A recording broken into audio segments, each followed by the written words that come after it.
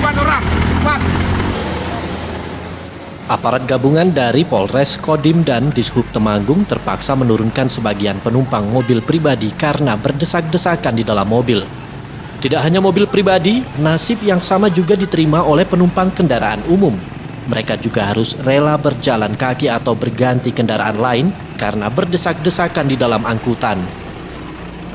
Selain penyekatan kendaraan, petugas juga melakukan penegakan aturan pemakaian masker untuk pengendara. Bagi pengendara yang kedapatan tidak mengenakan masker, mereka diminta putar balik, dilarang memasuki wilayah Kabupaten Temanggung. Langkah tegas aparat gabungan dari unsur Polri, TNI, dan Dishub Temanggung ini dilakukan karena kasus positif COVID-19 di Kabupaten Temanggung terus meningkat tajam dalam seminggu terakhir ini. Hingga Jumat 12 Juni 2020, jumlah kasus positif COVID-19 di Temanggung sudah mencapai 191 orang. Pembatasan transportasi, Bapak. Transportasi yang biasanya mobil pribadi yang 8 kita batasi harus 4. Mobil transportasi plat kuning yang biasanya 20 kita batasi 10.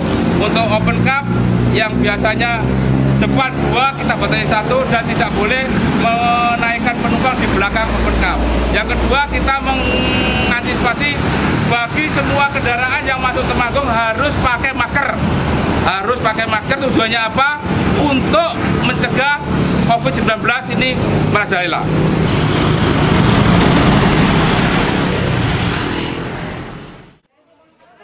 Pemerintah Kabupaten Temanggung, Jawa Tengah akan menutup sementara 5 pasar tradisional yang menjadi epicentrum penularan COVID-19. Selama ditutup, kelima pasar tersebut akan dilakukan penyemprotan disinfektan dan penataan ulang untuk lebih memenuhi protokol kesehatan.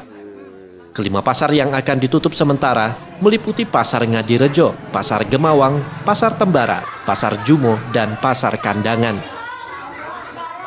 Penutupan sementara kelima pasar tradisional ini dikarenakan di pasar tersebut telah terjadi penularan COVID-19 dengan jumlah yang cukup banyak. Mungkin kita akan lakukan dalam beberapa hari ke depan, pasar-pasar yang menjadi pusat epicentrum penyebaran COVID ini akan kita lakukan disinfeksi di seluruh kawasan pasar itu.